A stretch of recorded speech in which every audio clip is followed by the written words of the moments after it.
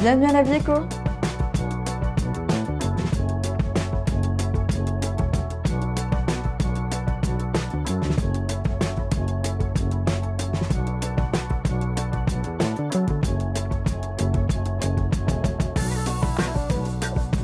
Effectivement, avec Iman El Hassani, on participe ensemble à la 33e édition du rallye Aïcha des Gazelles cette année.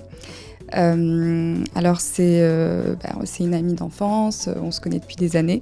On est assez intrépides toutes les deux, on aime beaucoup les sports en nature, l'aventure. Et puis cette année, enfin en 2023, j'ai soumis l'idée de faire le rallye Aïcha des Gazelles à Iman et à d'autres amis, pour être tout à fait honnête avec vous. Mais finalement, on s'est retrouvés les deux intrépides, Iman et moi, pour participer à ce rallye.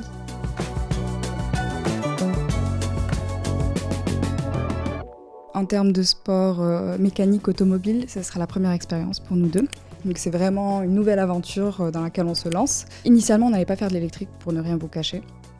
On voulait faire un rallye assez classique. Et puis la direction des Gazelles, dont Hélène, que je remercie, et puis Dominique Serra, nous a soumis cette idée.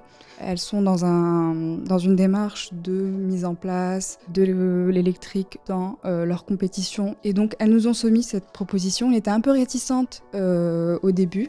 Mais finalement, on s'est renseigné et puis on s'est dit qu'on allait se lancer dans l'aventure en étant le premier équipage marocain à concourir en électrique.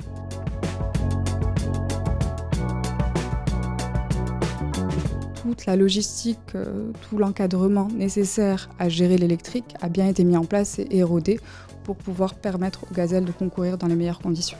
Donc tout ce qui est batterie, on m'a beaucoup posé la question comment on va faire si vous n'avez plus de batterie. Mais en réalité, tout est mis en place pour qu'on puisse concourir dans les meilleures conditions. Parce qu'en fait, il y a des parcours dédiés en fonction des catégories. Et en général, pour l'électrique, vous ne dépassez pas les 200, maximum 200-250 km par journée. Et ensuite, quand on arrive au campement, il y a tous les éléments nécessaires pour recharger la batterie. Le plus gros souci en termes de préparation physique, c'est tenir 7 heures, 8 heures de conduite par jour pendant une bonne dizaine de jours, parce qu'en plus, il faut qu'on arrive à Erfoud, le démarrage se fait à Erfoud, ensuite il faut qu'on aille jusqu'à Essaouira à la fin du rallye.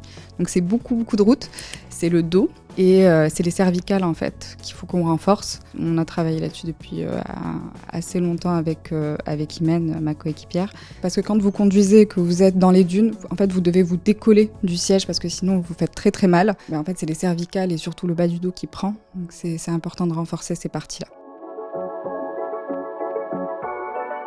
C'est une expérience en fait qui nous permet d'être complètement lâchés dans la nature. Donc on est confronté à soi-même, à la nature. On est avec sa coéquipière. Donc je remercie encore Imen parce qu'elle aussi est très intrépide et j'ai aucun doute sur le fait que ça va très bien se passer parce qu'elle a vécu également beaucoup d'aventures dans la nature.